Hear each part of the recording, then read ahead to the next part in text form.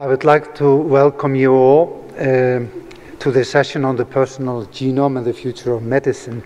My name is Halldór Stephensen from the European Molecular Biology Laboratory in Heidelberg in Germany, and I'm the chair of this session along with my co-chair Barbara Jassens from the German Cancer Research Center, also located in Heidelberg.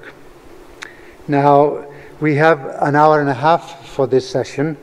And our plan is to use approximately the first hour or so for the 3 short talks that we have lined up, and then leave approximately 30 minutes at the end for an open discussion.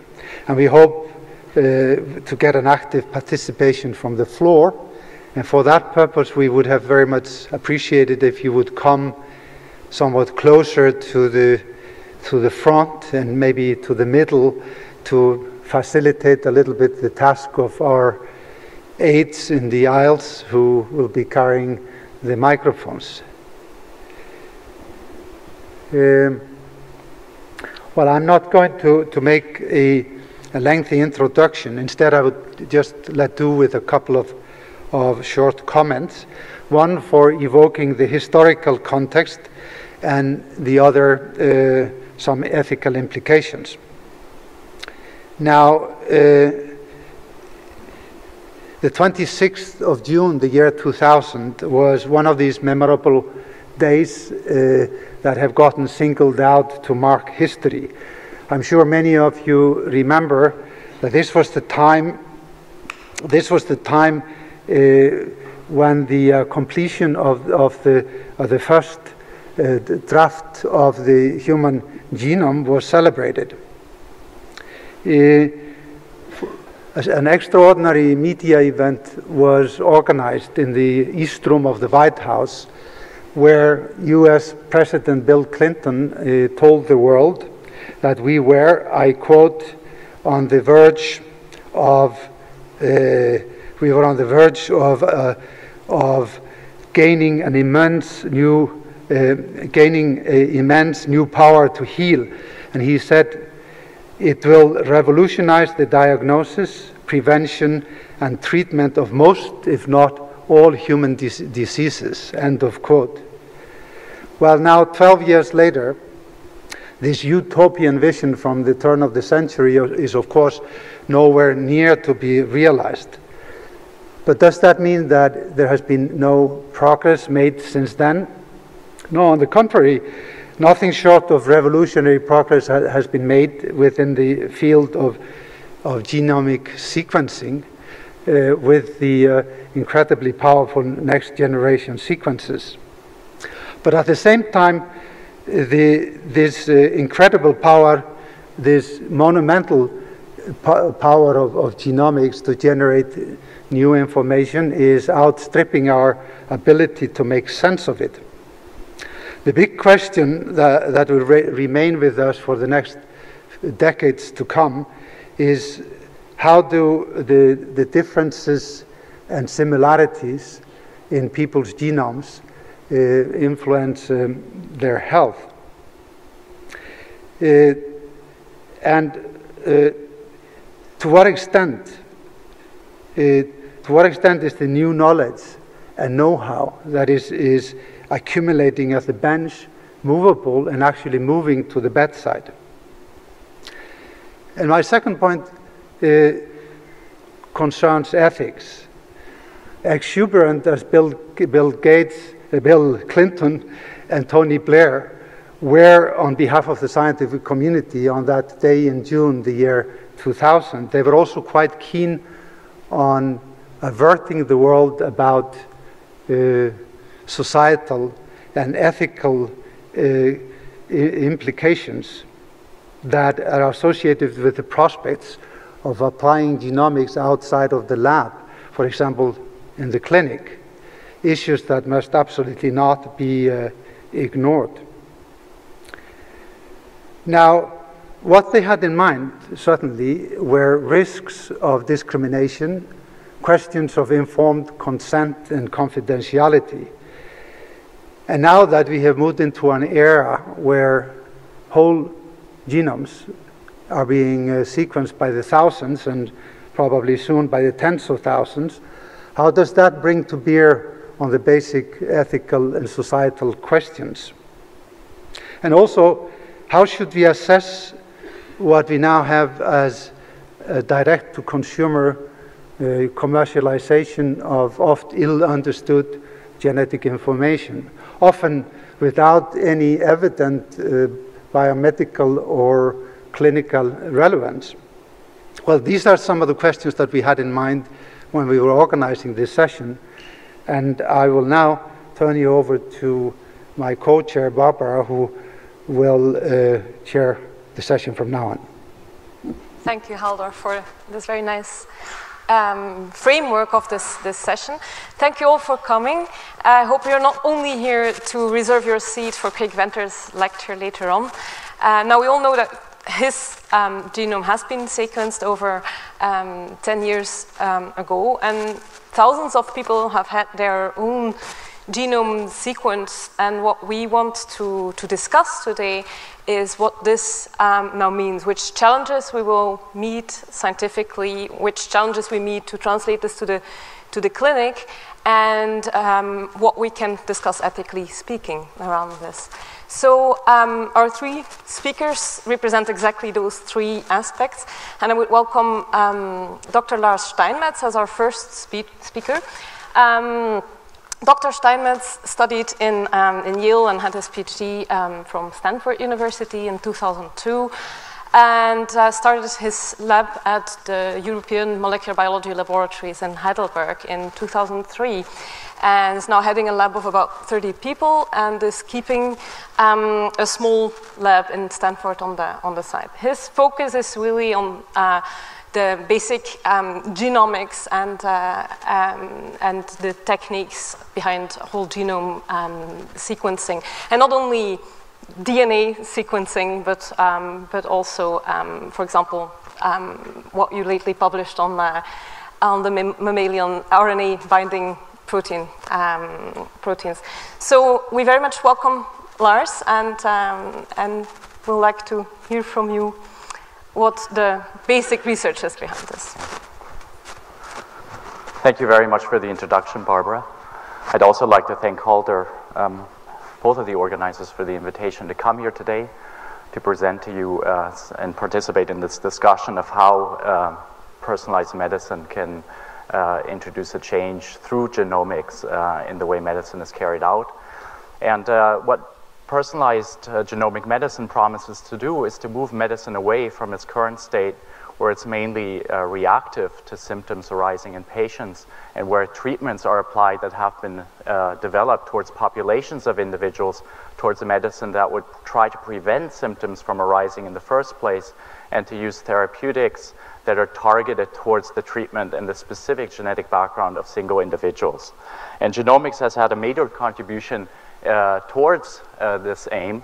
And this is a very simple schematic of what genome biology is about. The genome is composed of a sequence of 4 different letters, the DNA sequence code, and it's the order of these letters that encodes information. And this encodes information like which RNAs are expressed from the genome, how they're translated into proteins, and then finally proteins function in molecular machines to exert cellular functions. And we all of our genomes contain the components, the genes that encode these different molecular machines. However, what happens when one has a mutation is that the function is affected, and this is an example of a disease gene or mutation, a variant in one gene that was the first to be identified using systematic approaches of gene cloning. And this mutation is one where a deletion of only 3 letters out of 3 billion nucleotides that make up the human genome leads to a disease called cystic fibrosis. And nowadays, due to the advances of genomics, we don't just have one disease gene, but we have over 3,000 genes identified that contribute to diseases, and we know the variants that lead to these predispositions. And to a large extent, genomic developments today are driven by a decrease in sequencing costs. So genomic sequencing has come down from $3 billion at the time of the first human genome sequencing to a projected amount of just about 1,000, perhaps by the end of this year or early next year. In addition, this drop in sequencing cost is thus realizing a change in the way we approach basic biological questions at the genomic level, and it's also changing the way we can apply genomics to the study of human disease and to the science of medicine, and ultimately to development of therapeutics. And on this slide, you can see that the progression is going from the use of genomics for basic applications towards more applied sectors that promise to change the way healthcare is being done. And particularly, I already alluded to this, medicine is promised to change from its current state where one therapy has been designed to treat all populations of individuals with a certain type of disease to a state where targeted therapies are developed that would discriminate different subpopulations of patients that appear to have similar symptoms but different molecular bases of these diseases, and then come up with individualized therapeutics. And this medicine has been described by these 4 adjectives. So it would be predictive in the sense that the idea is to use genomic sequence information as well as an environmental exposure history of an individual to predict what phenotypes are likely to develop in this individual, including diseases. If we are predictive, we want to be preventative and come up with intervention strategies to prevent the occurrence of these disease phenotypes, personalized in that it's tailored towards the individual, and participatory in that it will require the active involvement of individuals to participate in this and try to really maintain health rather than go see a doctor or maybe go get a molecular diagnosis carried out while you're still healthy before you actually develop symptoms. Not only the genomic sequence is going to be important in the vision of this type of medicine, but it's digital data of diverse sorts that would surround a patient's medical record. So that could include family history information, the expression of particular genes in the genome, the presence of diverse bacteria in their identification in the human gut, metabolite measurements, information about social networks that will tell you about, for example, infectious diseases that you might get depending on who you interact with. So this obviously is a grand vision, and what I'd like to do today is to tell you a bit about the current state, what we've achieved actually so far, what are the challenges scientifically primarily that lie ahead, but I'm actually in my keynote speech tomorrow will tell you a lot more about the actual scientific steps of how we're trying to get there, and then finally also touch on the future and what we can expect. So genomics has made a major contribution primarily in our ability to identify genes that underlie diseases. And here dramatic progress has been made over the last few years, and this is increasing at an exponential rate. So we have now over 3,000 genes identified that underlie, where mutations are present that underlie diseases. And just over the last 5 to 10 years, more genes have been identified than over the entire history of science so far. One area in which whole genome sequencing will have a major impact is on cancer genome diagnostics and treatments. And for this, actually, Christoph von Kalle is going to say much more about that right after me, so I'll leave that to him. But this is primarily because cancer is a disease that affects copy number changes and so forth across the genome. So diagnosis of genome structure has important implications about what treatment strategies are of interest.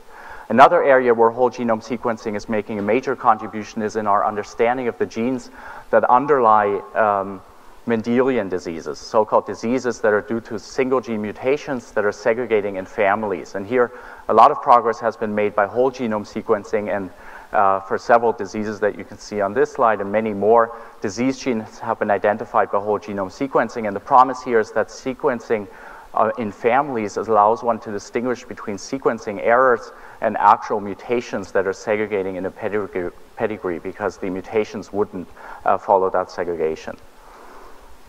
Once one has identified a gene that's important in a disease, in particular a variant, one also wants to apply that for the benefit of healthcare. And so classically, there have been ways in which identification of variants has been important for treatment choices.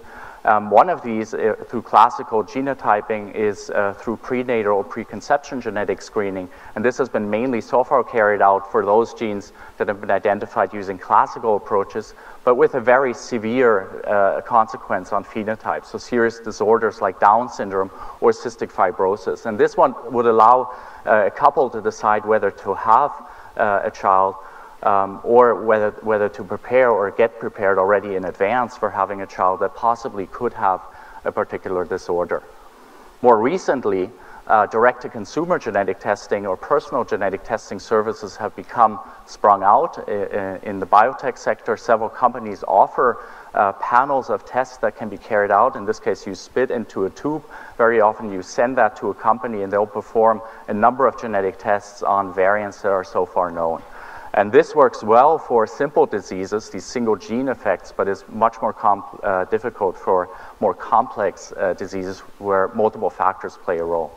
One example of that is shown here, a company that offers diverse sets of tests for a variety of different panels, cancer-targeted profiles or cardiovascular types of disease screens.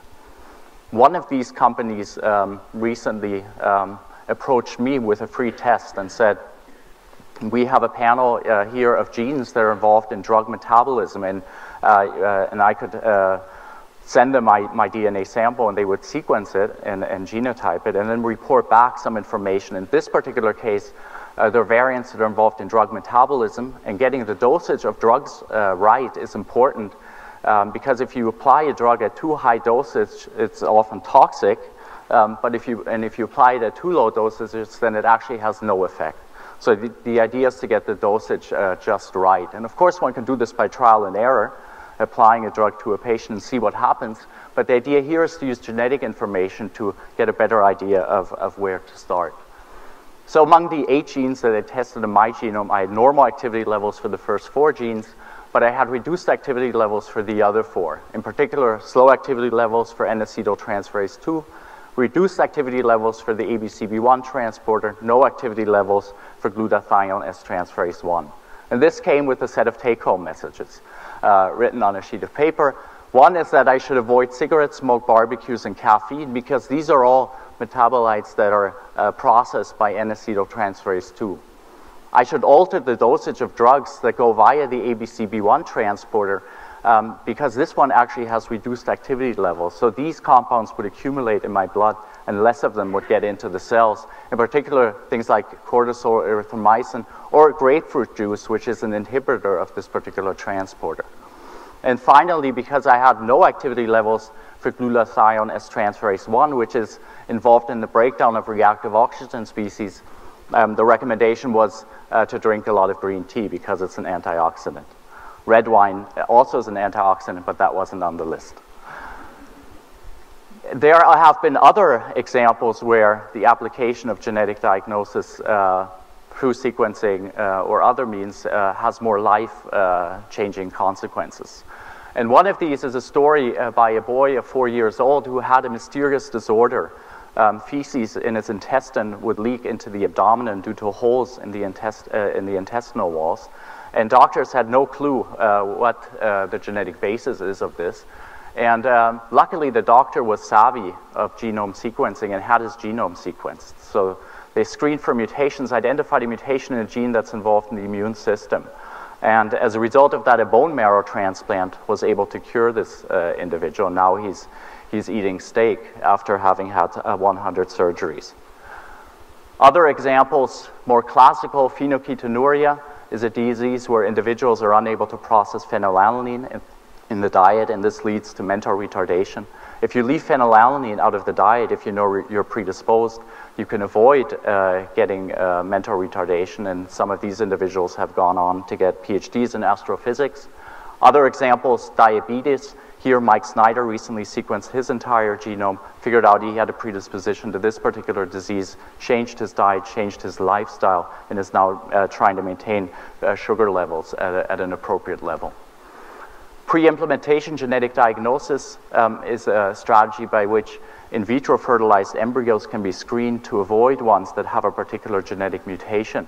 And this obviously is controversial, but it has saved lives. And then there are other examples of pharmaceutical genetic interactions like the one I talked about on the previous slide. One is applied to cancer, Herceptin, which is only effective in individuals which are actually overexpressing the HER2 receptor. And there are other examples like that. So now I want to come a bit to the challenges. So scientifically, obviously there are many challenges that lie ahead to realizing some of these strategies across the entire genome. And one of the strongest ones is that our predictive power is much better for these rare Mendelian disease genes than it is for the complex, more common diseases. And that's due to the fact that the Mendelian diseases are caused by one genetic factor. And their strategies are fairly good at identifying these, but we have a much harder time in finding the genetic basis of these more complex and common diseases that are due to multiple genetic factors and environmental influences. Of course, the more common diseases, because they have environmental factors that contribute, provide opportunities to change our lifestyle and change our environmental influences to perhaps influence how likely our genetic predisposition for some of these diseases is to result in an eventual disorder. There are other challenges that are associated with trying to identify intervention points. So how can you actually intervene in the molecular networks or layers that lie between a genetic variant and a disease phenotype? In addition, it's not just genomic sequence that will be important, but it's also profiling of a number of other parameters that tell us a bit more about environmental past that an individual has had. And so we want to do things like proteome profiling, metabolite profiling, microbiome profiling that I mentioned already. And then the challenge is integrating all of this information to get a predictive saying about how likely genotype of an individual is to result in disease and when we have to intervene and change things. It's also extremely costly. If we look at the costs of current methods in order to generate this, we cannot do that for every single individual. So new technologies will be necessary. And one vision that's perhaps daring that has been put forth is this digitization of medicine, where the idea that perhaps in the future you could have a digital device like your iPhone that actually registers your molecular state in your body, integrates that with genomic information to give an output, an actual real-time statement of how you're doing in molecular terms and when you should go see a doctor. And that's obviously a bit a ways in the future. And then finally, there are social implications, and I'll just briefly put these up. Richard Tutton is going to say much more about those. One is that the market size, when we talk about going towards individualized therapeutics for individual persons, is that these drugs will only be applied to a much smaller subset of the human population. However, costs don't necessarily have to go up, because currently therapeutics are applied to a lot of individuals where they're not effective. And so identifying which individuals are responders will save a lot of money for healthcare in terms of healthcare costs. We need to make healthcare professionals aware of the meaning of genome sequence information, and also to help them in terms of how to interpret this information. This obviously is a major task for us as scientists to do.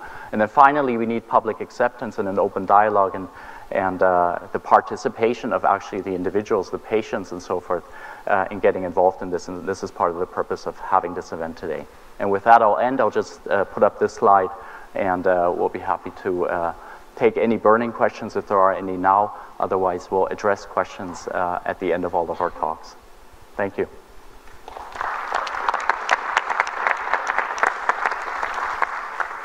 Thank you very much. Is there any question right away for Lars Steinmetz? Yes, they're in the back. Can we have a microphone? That would be nice. No. I'd just like to ask for a clarification. You asserted that pre-implantation genetic diagnosis can save lives. Can you give an example of it being used to save life rather than selectively terminate life? Yeah, so that's it, yeah. It's a good clarification. Yeah, obviously that's what I mean. So that it prevents an individual from being born that might have a certain genetic disorder. There is actually maybe one example of a case where it saved a life, and that's an example where individuals' parents already had a child with a certain genetic disorder, and then wanted to avoid having another child with that disease, but also in parallel to that, having a child that would serve as a bone marrow donor for their first child with a deadly disorder. And they've gone through with that. So that maybe is an example of where that has saved the life of a child. Thank you. Okay, I will then go ahead and introduce our second speaker, Professor Christoph von Kalle. He is a medical doctor and also did his MD, PhD at the University of Cologne in Germany in the early 90s. Spent some years in New York, Seattle, and Cincinnati, and was also in Freiburg back in Germany as a clinical investigator on the topic of gene therapy. And now since 2005 is the director of the NCT, the National Center for Tumor Diseases in Heidelberg. This is a collaboration between the German Cancer Research Center and the University Hospital, and a unique place where patients, researchers, and doctors are brought under one roof.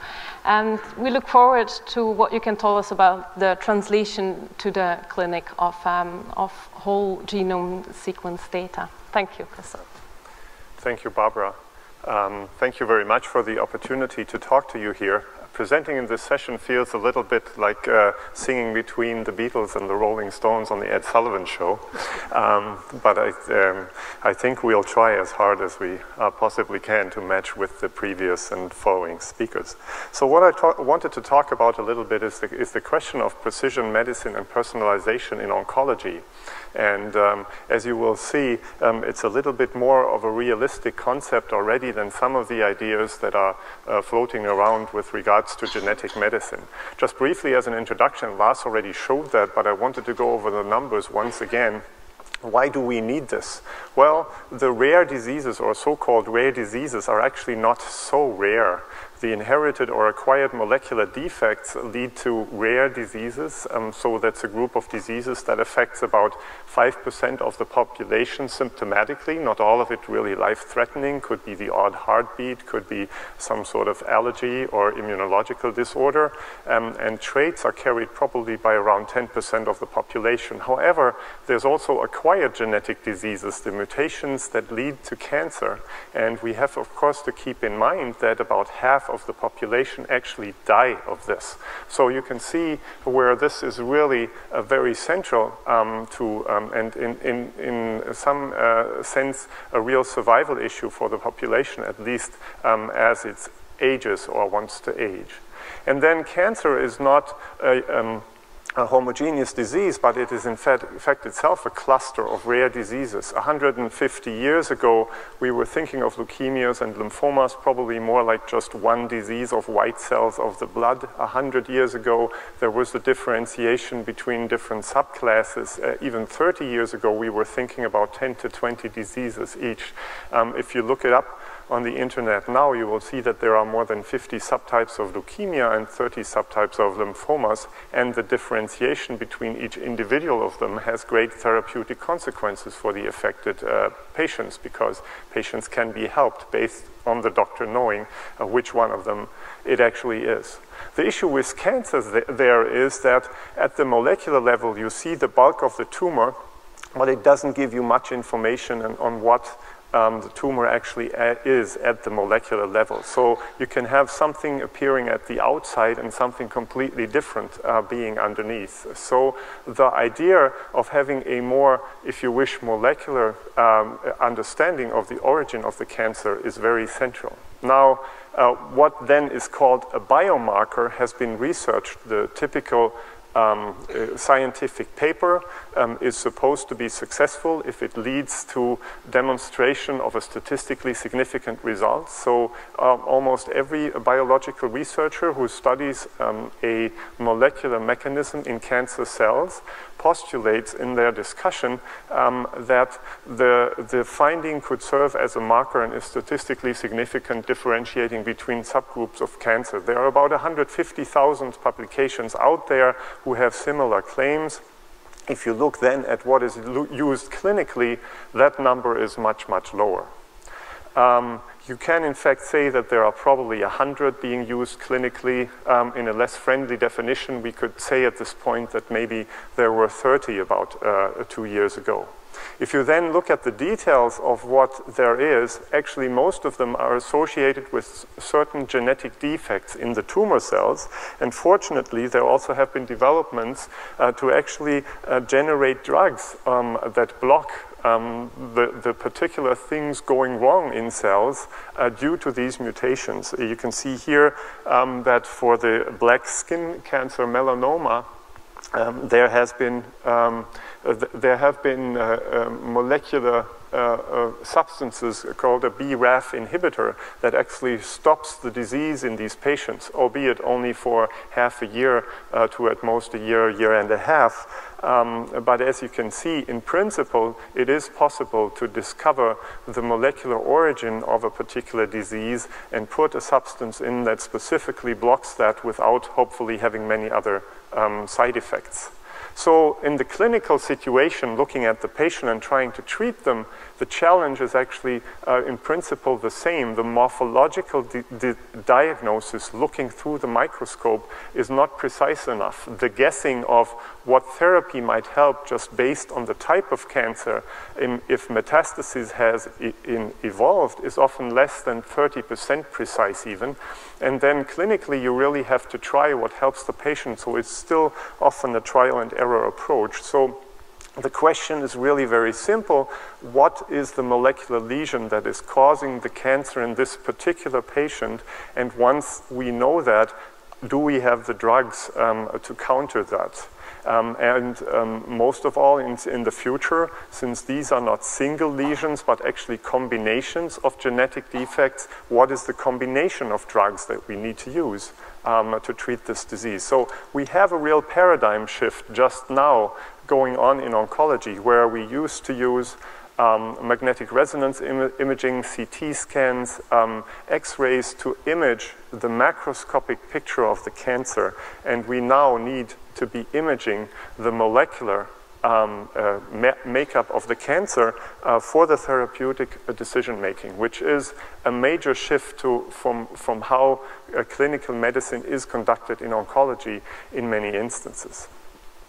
The scientific community has come together in a very strong and forceful international operation where there are packets of particular tumors, and nations and the scientific organization of different nations have actually taken on the task of sequencing 500 tumor normal pairs of particular diseases of almost 50 different tumor types, so that within the next 2 to 3 years we will see data emerging very rapidly. And in fact, you can do this today if you open any of the major journals, and you will probably find something every week about this topic. So identifying the genetic changes, it's quite costly, but I think it is really exemplary in the sense that throughout the world, different scientists have agreed on divvying up that work and arriving at these findings in combination, also making them public immediately after they become available.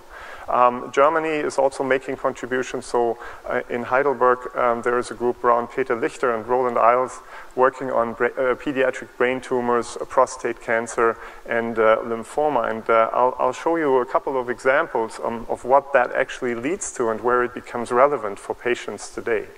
There are, for example, childhood brain tumors like medulloblastoma, where it is actually because many of the other childhood cancers are curable. This one is a particularly deadly one for children. Fortunately, childhood cancers are fairly rare, but when they occur, it can be a quite devastating problem. You can see here that the organizational structure that you need to do this is actually quite complex, and even within one single system involves a lot of different scientific laboratories. And so, for example, in this medulloblastoma, the group has been able now to identify that there are actually 4 different molecular subtypes of the cancer underlying this, some of them needing more intensive treatment, others needing less intensive treatment, and again, others actually being based on an inborn mutation that not only the patient but maybe other members of his family also carries. And so these subgroups of what appears morphologically as one and the same tumor actually form very different diseases that need to be treated, if you wish, in some instances entirely differently. You can see here that the analysis of these mutations is actually quite complex. You can see also, though, if you look at the details, that childhood cancers are probably a very good model to study this, because the number of genetic lesions that are within each individual tumors are actually fairly low. So for the beginning of the field where we are at this moment, it is actually relatively feasible to interpret that information. New locations have been found. There also has been found a mechanism that was previously unknown, just in these few samples that have already been done, where one chromosome actually falls apart in very many different pieces and reorganizes in a complete, if you wish, reshuffling of information. And these are all things that we will have to need to address therapeutically in the future. And so the clinical impact of these findings is actually not only that we know now what is going on and it's scientifically rewarding, but actually, for example, for the patients who need less treatment and for the patients who have a familial disease, the clinical advice, the clinical treatment of how they are being how their disease is being acted on clinically is changing today, tomorrow, and not just in 5 or 10 years from now. You can also see where the interpretation of that data can be clustered in different, if you wish, clouds of information and combinations of information that may have relevance for other cancers. And I've already talked about the inherited component. Another example that I wanted to show you, where we now observe a phenomenon where basic science is all of a sudden becoming radically of clinical impact, is one that I referred to earlier. You remember that black skin cancer where there was the BRAF inhibitor that could delay the disease. Now, the screening operations or the sequencings that have been going on have identified the very same mutation. It's called a V600E mutation of BRAF in a number of other diseases. At lower frequency, but it still occurs. And so the question is, of course, immediately, if you use that drug that was intended for the skin cancer, say in a particular type of leukemia, can it actually affect the patient? And here is a rarer form of leukemia. It's called a hairy cell leukemia that can usually be treated fairly well by drugs called purine analogs. But there is the occasional patient out there who is resistant to the standard therapy. And here is the case of an individual who actually had this. You can see that the red cells in the bone marrow are pretty much filling up the entire bone marrow, which leads to symptoms that the normal bone marrow function is basically receding. White cells and red cells are no longer made in sufficient numbers. The patient becomes anemic, and it becomes visible that eventually the course of the disease will be very dangerous. And you can see that if you have identified a molecular marker that is actually an Achilles heel of the cancer, this is what happens when you apply the right drug. The cells actually recur. The bone marrow function recurs. If you look at a picture of the bone marrow, you can see here that the diseased cells started dying. This is a stain where the diseased cells turn red when they die. And you can see that actually the diseased cells selectively die away from the bone marrow if you have a specific therapy to do this. The blood counts go back up and stay stable.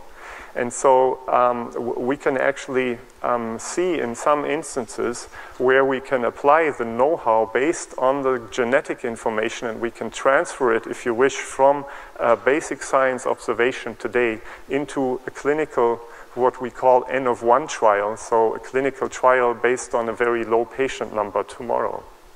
And another example I want to show from colleagues in Cologne who have introduced this is the idea of stratification. That is a very important concept where we are dividing up the patient groups according to what is, if you wish, the leading mutation that you can find in their cancer. This group went through a lot of work to sequence some targeted information from all of the lung cancers that were occurring in that area of the country.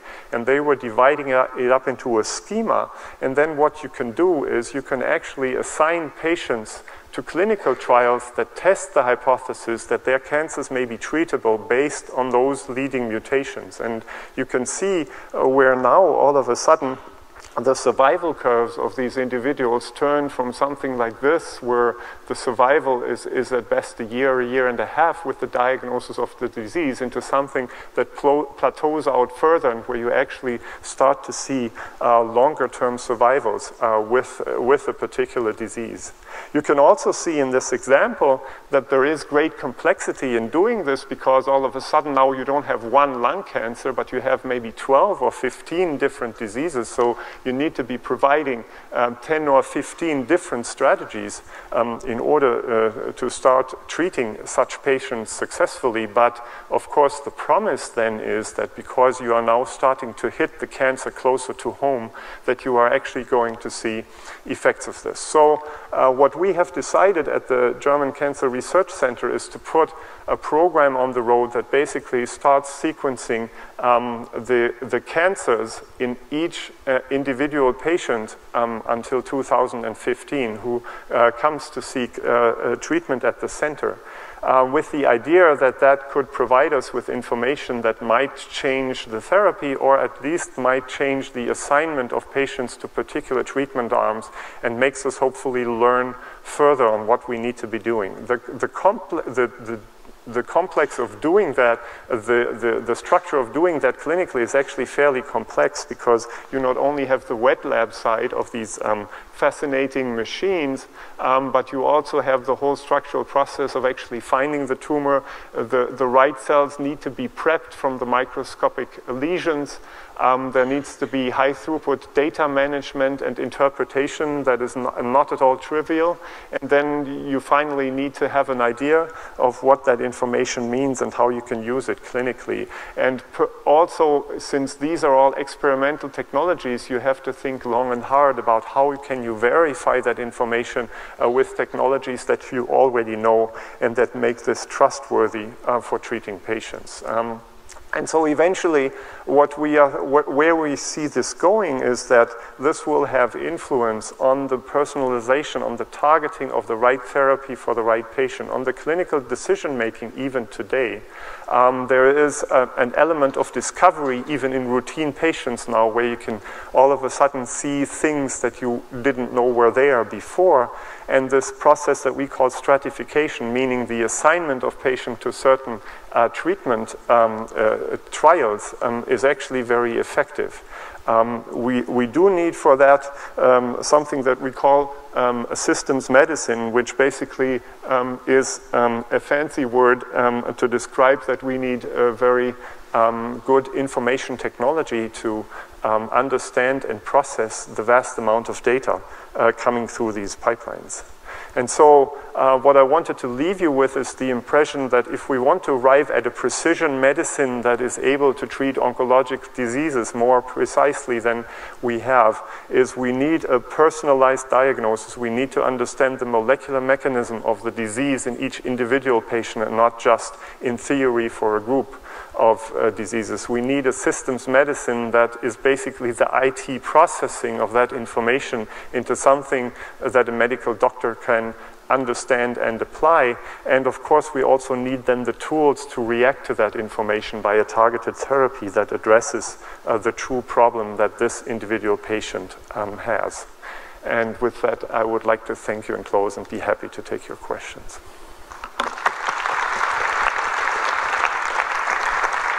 Thank you.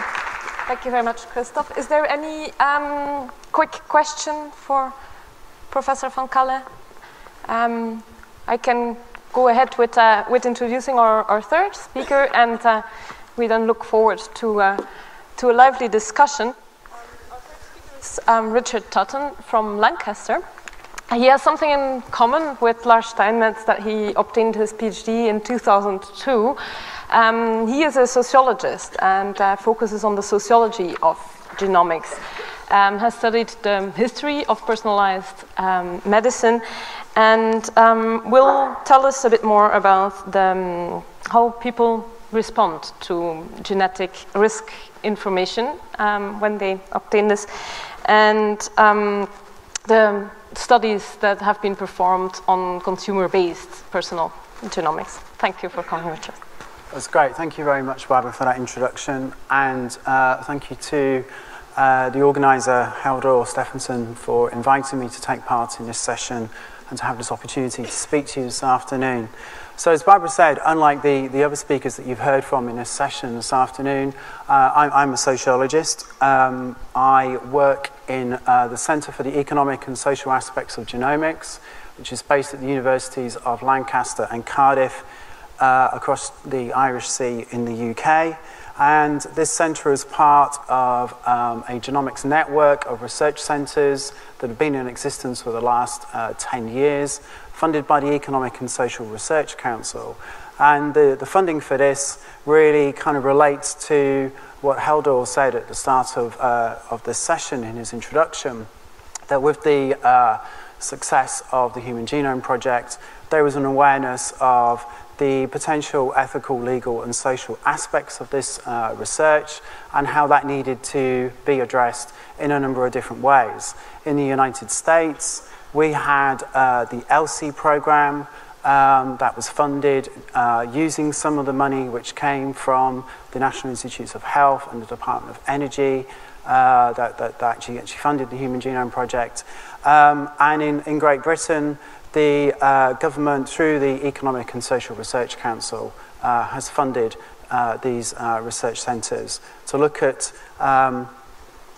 not just research in human genomics, but also in animal and plant genomics as well.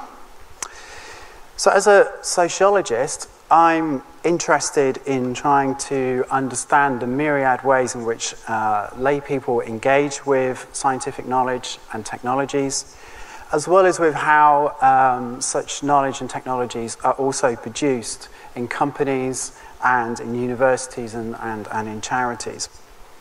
And for the past couple of years, I've been working on a number of different projects looking at the idea of personalized medicine.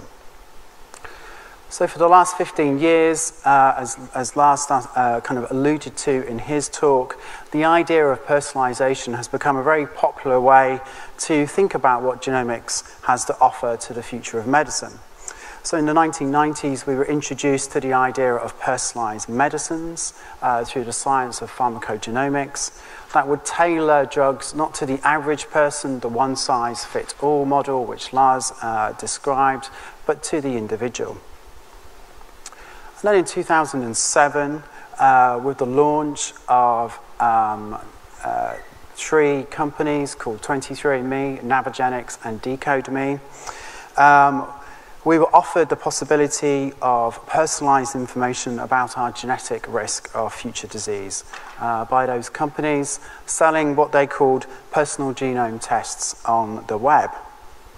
And the promise, I would say, in summary, has been that the personalization of prevention, prediction, diagnosis, and treatment of disease will bring around a revolution in the practice of medicine and public health, as well as in our individual experiences of health, illness, and aging. So there are high expectations that people will want to know personalized risk information and will act on that information accordingly to try to prevent, where possible, or to at least ameliorate the effects of future disease. But what do we know about how people respond to genetic risk information? Having a handle on this question should be an important part of the wider debate about the development of technologies such as whole genome sequencing. So in my talk, I want to bring in some insights into this question offered by social science and social psychology through the studies that have been conducted to date. So since the early 1990s, a number of sociologists have investigated and sought to understand the experiences of patients and also their relatives who undergo diagnostic and predictive genetic testing. And these studies really challenge some of the common sense understandings of who should be seen as the recipient of genetic testing services. So they really pointed to how families, as opposed to individuals, have become effectively the target of such services because the shared interdependent nature of genetic information, the fact that the DNA test results, so when I mean genetic information, I mean both DNA test results and family histories, has implications for biological relatives as well as for the patient before the clinician in the consulting room. One of the pioneers of this work, a sociologist who used to work at the University of Cambridge called Martin Richards, argued that in order to understand the consequences of new knowledge and techniques associated with what we used to call the new genetics back in the 90s for individuals and their families, sociologists needed to understand, or needed to study at least, how inheritance more generally is conceived as part of family beliefs and dynamics, since this would then shape how people in those families would interpret and act on the results of genetic tests. So therefore, the nature of lay beliefs about inheritance and how these informed people's constructions of genetic risk, which were often at odds with scientific understandings, became a significant focus of study. And the experience of testing has also been found to give rise to new obligations on individuals to think and to act in certain ways. So studies which have looked at women who are referred for genetic counselling for breast and ovarian cancer have found that women construe their genetic risk as a moral issue and feel a strong sense of responsibility to share that knowledge with their relatives, even without even thinking about whether those relatives wish to know that information. And building on this research, health psychologists have gone on to ask, does genetic risk information change behaviour compared to other types of risk information? So health psychology research, and I'm thinking in particular here of the body of work that's being done by Teresa Marteau at King's College in London, suggests that how a threat to health is represented activates a coping procedure that fits with that representation. So representations of threat which emphasize the genetic or inherited nature of that threat are less likely to lead to risk-reducing behaviours as a particular coping procedure. And this is because threats to health from genetic causes are seen to be less controllable than threats from behavioural or environmental causes. But further evidence from these studies suggests that this doesn't always lead to a sense of fatalism amongst individuals. The belief that a condition is primarily genetic in origin may change perceptions about what is the best course of intervention. So as opposed to changing behaviour, many people saw that taking medications might be a more effective response. Now, all of this research, and obviously I've not done justice really to all of the studies that have been kind of published in this area, but for reasons of time, I've just tried to pull out a number of key aspects. All of this research has been done with regard to clinical testing and the context of clinical genetic services. Now, the rise of consumer genetic services, as we've heard already, shifts the location of genetic risk information outside of the clinic and into the world of web-based consumer services. And social scientists of various stripes have begun to undertake research to look at the uptake and the impact of those services as well. Now, it's fair to say that to date, not a huge number of people have purchased these consumer personal genome services. 23andMe estimate that they have around 125,000 genome profiles in their company database, and I think the other companies haven't fared as well. So I would estimate that we're looking in a region of around 150 to 160,000 people who have actually purchased these services from the companies that sell them. Now, to date, about 15 studies have been published with a range of different participants looking at their reasons for wanting to buy these services and how they've responded to the information that they've then received. I'm not going to talk about all 15 of those studies, you'll be pleased to hear. I'm just going to look at 3 of the studies. So the very first one that was published in 2010 was an interview study with early adopters. And many of these early adopters actually were either geneticists themselves or they worked in the IT sector, the web sector. So these were people who were kind of very interested in web-based innovations. And this study found that there was no kind of fatalistic view of the information which they received, but there was increased acceptance of the certainty of the risk information that they received when it chimes with their understanding of their family histories. Subsequent to that small-scale interview study, which was just done with 24 participants, there have been a number of larger survey studies. So the first of these was a survey of 1,048 individuals. And just to kind of talk you through a couple of the key highlights on that study, it was reported that 77% of the participants decided to do this because they thought it would help them to improve their health. 58% said that they had learned new information that would help them to do that. 9% felt that they could not change their health risks as a result of those test results. What some of these people then reported as a result of having these tests is that some were more careful about their diet, some had changed their medication or dietary supplement regimens, and some reported that they were exercising much more than they had done previously. The final survey there took a different approach to the previous survey, which was really using self-reported data. This actually took a number of qualitative and objective measures to look at the impact of testing.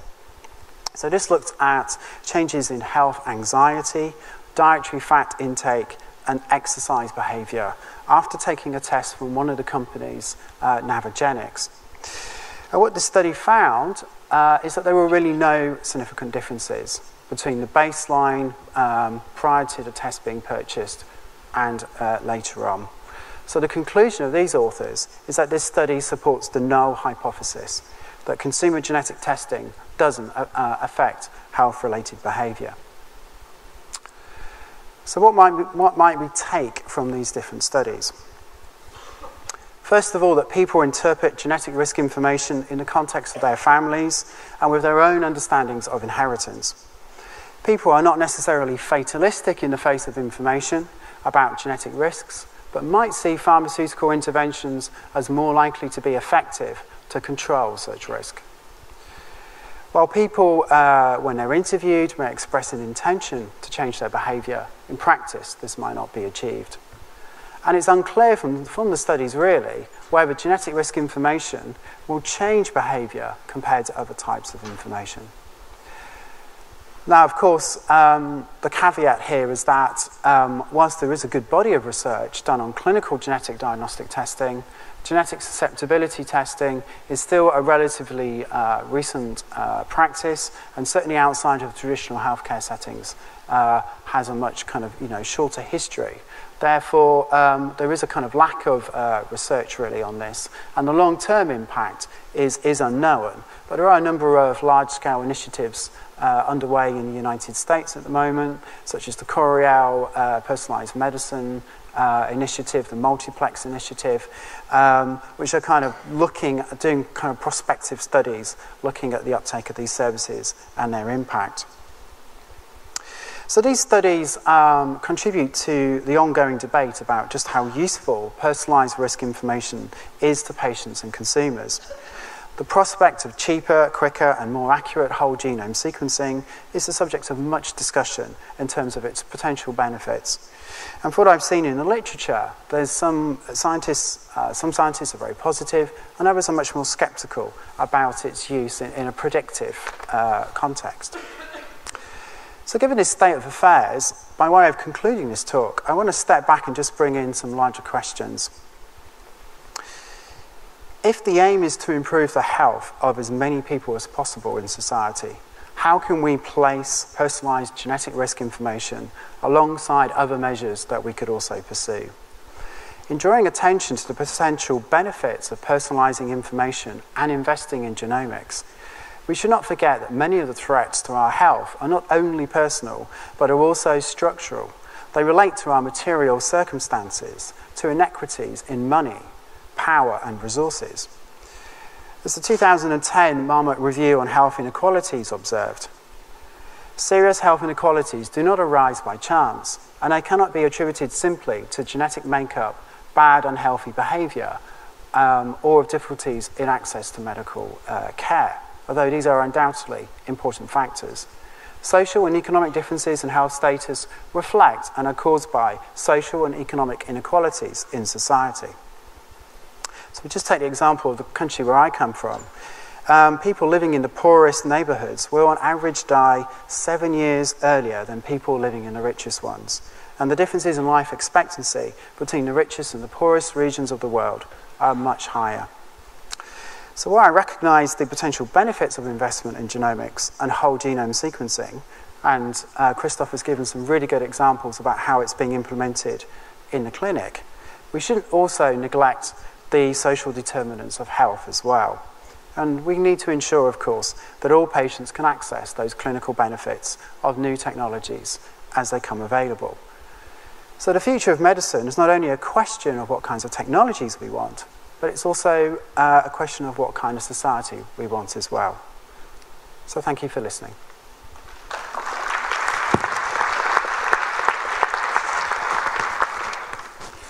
Thank you very much, Richard Tutton. So I think we had a very nice overview now of the different aspects of genome, personal genome sequencing. Before we open the floor for questions, do the speakers, would you like to comment on something that has been said? We can invite you, the public, to ask questions. So the benefit of sequencing, yes, please. Hello, really good talk. I enjoyed. I just wanted to ask a question related to the last talk, because one of the speakers, I think it was Dr. Lars Steinmetz, he said he got the results. Did you change anything from this? Like he stopped drinking coffee and started to drink green tea, or it's just like extra information and you don't really care about this? Yeah, so the coffee thing I knew already a priori to doing a genetic test, obviously. I knew that if I would drink coffee late in the afternoon, I wouldn't be able to sleep very well.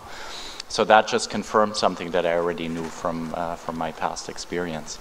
But I did start to drink more green tea as a result of this information, and I avoid grapefruits in my diet also as a result of that. And obviously these are kind of mild changes to my lifestyle, and they're very easy to implement. I did at some point take these results to my doctor when I had an appointment and gave him the sheet of information, because there's a whole list of drugs basically that are metabolized by each one of these enzymes. And so for me, it's very useful to look at that list in case the doctor would prescribe a new medication. I could look it up and say, I'm actually not so interested in that one. Maybe you have something else that, you know, I metabolize in a normal way. The doctor actually wasn't really able to do much with the information at that stage, but they were very curious as to how I got about to sequencing this. So it's going to take some time before I think you know, the standard doctor will become aware of that, and that will be integrated in a better way to actually make effective decisions. Yeah, that's very interesting. Actually, you need to do your self-counseling in terms of the genetic information that you have. Thank you. There is another question there in the back. My question concerns this amount of, with all this amount of information that arises from the decoding of the genome. I would like any member of the panel to comment on how they envisage the future, if we need new rules. I'm trying to deviate the discussion more towards the sociological consequences of this information. As we know, it can be used for good or for bad. What would happen with applications for jobs, etc. So not only to prevent diseases. Yeah. Yes, so Lars. So I guess I can start with that, and I'm sure others will want to comment. I think what is very important, obviously, in order to address some of the societal implications, is to have a way in which this information is treated in a confidential fashion.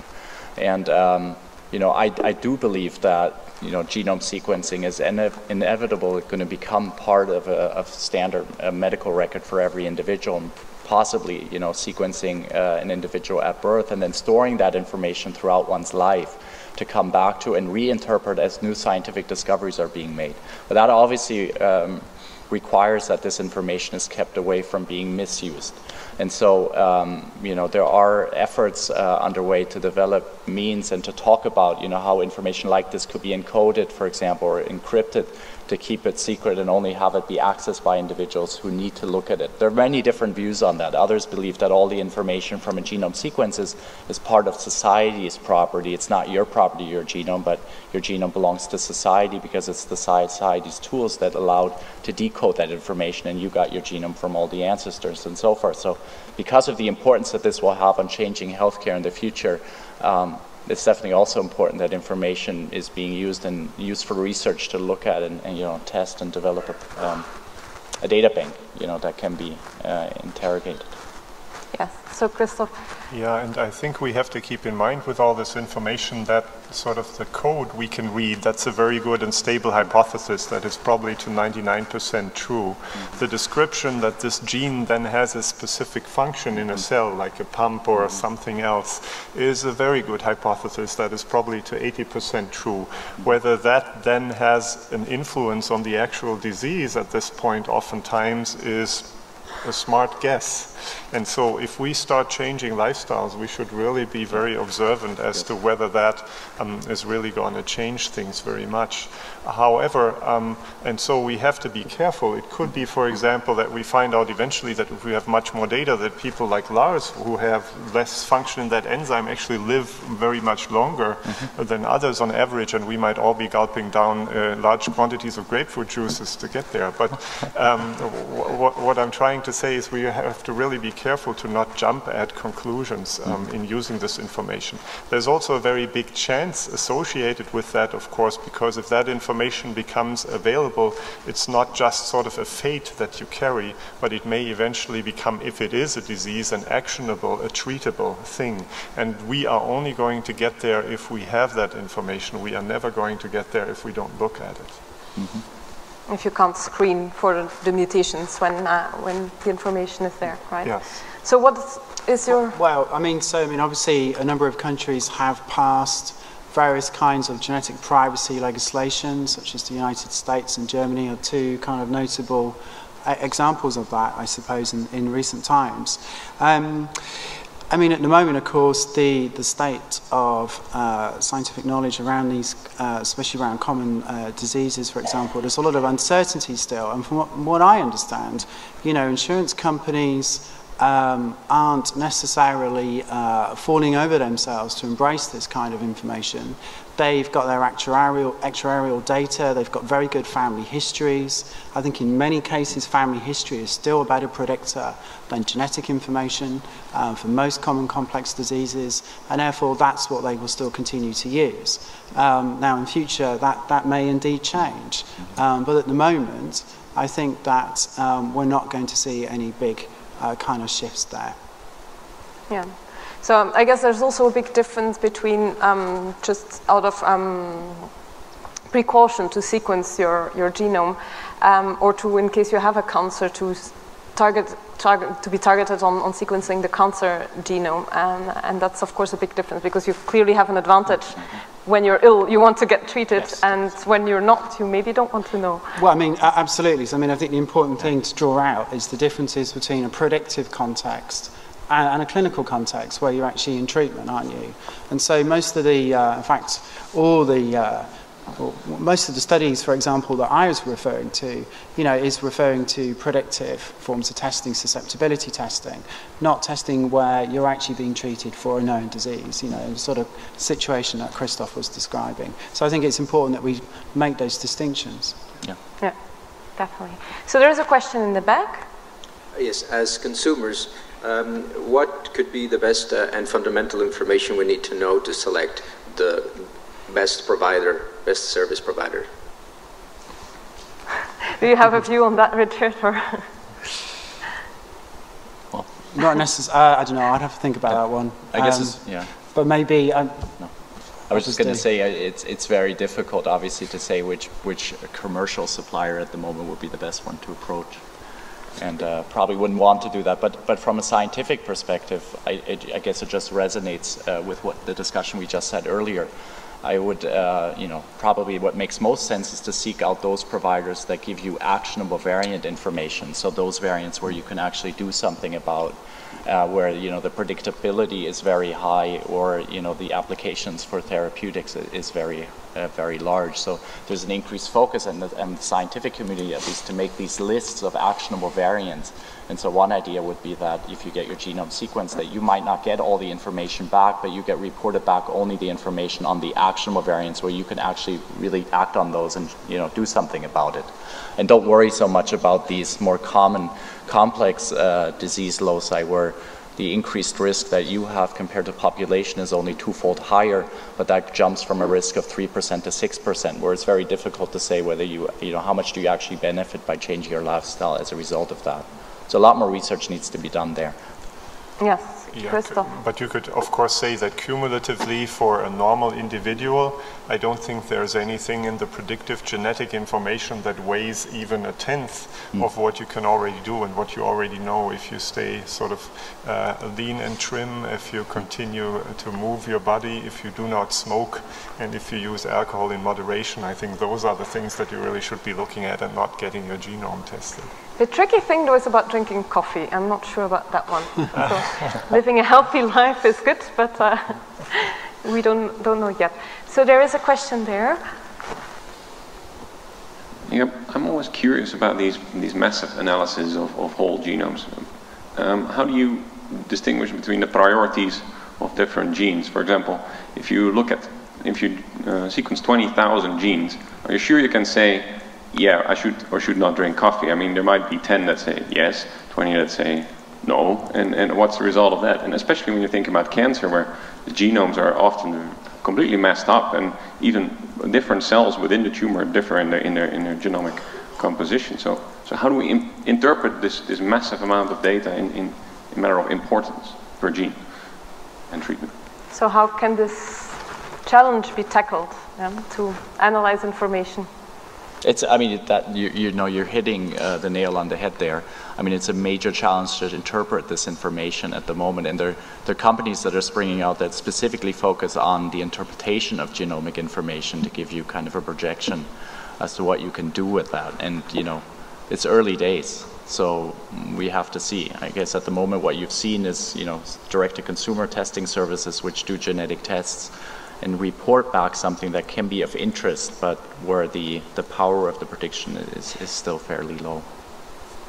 Of course, it might help to, the larger this pool of information of sequenced genomes becomes, the more precise these predictions will become. I mean, that's the argument for, making your genome available to society, for that to benefit the next generation. And it's probably going to be a long time. You can get the low-hanging fruits now, the Mendelian disease genes. 2,000 Mendelian diseases for which a genetic defect is known. There, the predictability is maybe larger, but there's only a small population of individuals who might have one of these genes. For the complex traits, it's much more difficult, and much more research needs to be done there. But that's why I think my view is that it's extremely important to generate these lists of actionable variants and have the initial focus be on analysis of those.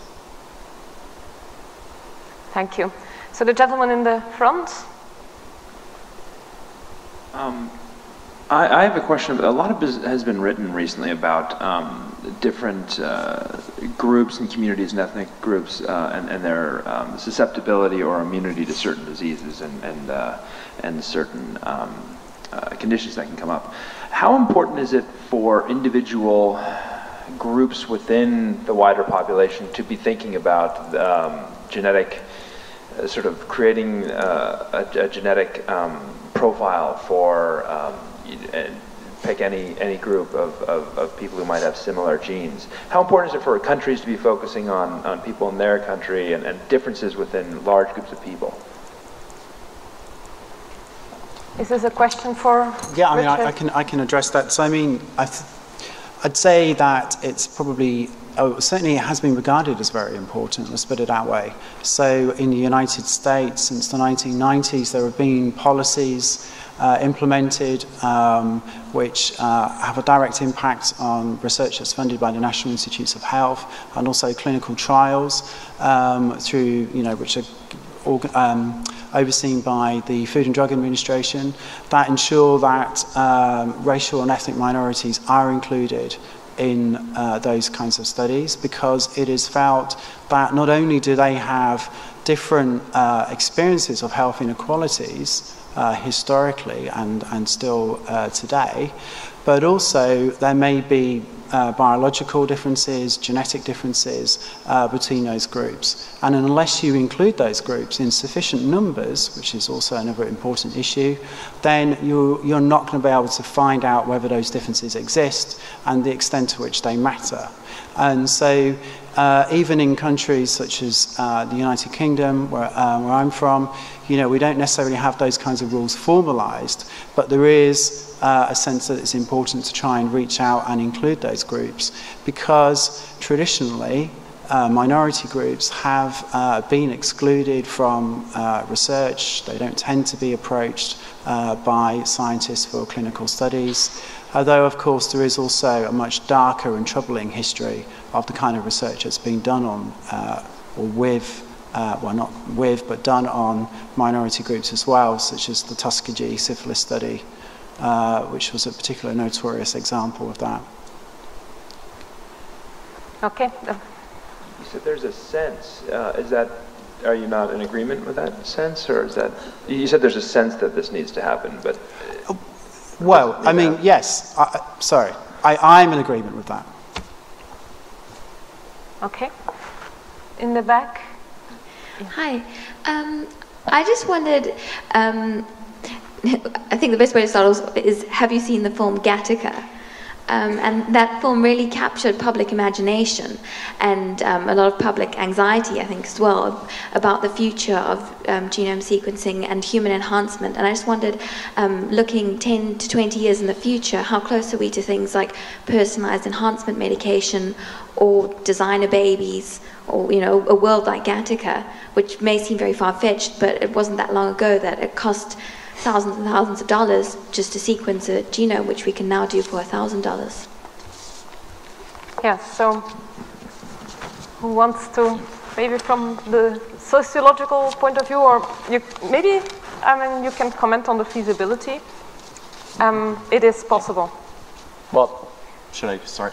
Sure. So we come back to this point of, the traits which are determined by single genetic variants with a strong genetic effect.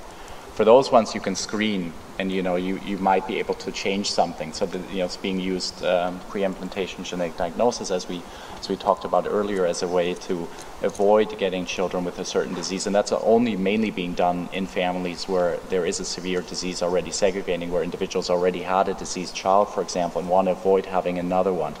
That's where it's being applied. I think this other one really of trying to enhance particular traits, height and so forth, we don't have the factors that contribute to that so far. I mean, human height is an example. Over 40 loci identified, all of them collectively account for less than 10% of the variability in human height that's genetically determined. So, going and changing those loci, etc., it's basically a guessing game, because you don't know all the other factors that are involved. So we're still far away, I think, from doing that, and I think that is not the focus, and I think that's not the benefit to society today, that can come out from getting your genome actually sequenced and analyzed. Yes. Yeah, and I think I'm moderately optimistic about this. As we have seen with the development of many other technologies, society tends to use them in towards sort of applications. There are, of course, in other areas of technologies, very many different possibilities to kill much more effectively or to abuse technologies much more effectively than were conceivable in the past, and still society has by and large succeeded in using these in more beneficial ways. I think also the studies like this can create greater transparency from the perspective of the patient and the customer. If you see at, say, also if you look at the possibilities of what could be done in sports medicine today, the technologies to actually discover that and catch it have also vastly improved. So I would be moderately optimistic that this will actually be to the better eventually. Okay. What is your opinion on this? So actually, just to advertise the film, Gattaca, back in 1997, the filmmakers did a spoof ad called Babies Made to Order. So it showed a picture of this little baby, and underneath they described a whole series of traits that you could, tailor-make, you could select for your perfect baby, basically. And some of them were, vaguely kind of plausible. Others, became increasingly less so, in terms of like engineering your embryo for intelligence or good looks or whatever it might be, this kind of thing. So the interesting thing is about that is that a lot of people rang the number on the bottom of the ad. They were interested in this. Now, what they got was some information about the forthcoming film, not about any kind of service that was on offer. But it does show, I think, probably that there is some kind of interest out there. And it's notable that in David Goldstein, who's a prominent geneticist at Duke University in the US, he wrote a very interesting little piece called 2020, or sort of 2020 Vision. And one of the things that he thought had been kind of neglected to some extent in this discussion about personalised medicine is the possibility that there would be an increased interest in embryonic and other kinds of screening programs. And so he was kind of raising the question about, would we want to screen embryos for late onset conditions? What kind of choices would that kind of involve, really? Because that's very different to the kinds of things that we saw now, for example, around Down syndrome, which is a very different kind of genetic condition. So, and I mean, just the fact that I saw the other day that it's now possible to sequence fetal genome from maternal blood, so that in a non-invasive way, obviously. So does that potentially open up that kind of avenue? Could somebody go and order a SNP based scan on the fetal on a fetal genome? I suspect that could very much happen. It is possible to sequence, but the information won't bring us much yet. It would give you the same kind of information that you get now from an adult, but somebody might want to do that. Yeah. So we have time for one more last question. Thank you. My question sort of follows on from your last comments. What you've been talking about is scientific-based assessment of data, realistic information and uses of the genome. I unfortunately can see an extension from the last comment that within 5 years you're going to get a plethora of information flooding onto the internet or the mass media promising all sorts of things, and it will swamp any realistic data and information that really is useful. And you'll have people promising fantastic results based on genetic data. Is there any way you feel that you can manage that? Because I really think that'll be a bigger problem to the useful use of the information. Yes. The challenge, can we handle it? Oh, well, I think our abilities to process this information are directly connected to our abilities to use computers. We wouldn't be able to do this just on paper with pen and paper, and I think the public has also learned to use this information, so the degree of transparency that you have in public discussions is also vastly improved. The access for the individual citizen to access information through the internet is also vastly improved. And again, I'm very optimistic that this is becoming a very feasible and interesting and positive debate that is open and out there in the public. Yes, indeed. Okay, thank you very much. I believe that we really have to stop in time for the lecture by Craig Venter. Our speakers, however, are still available, right? Yes.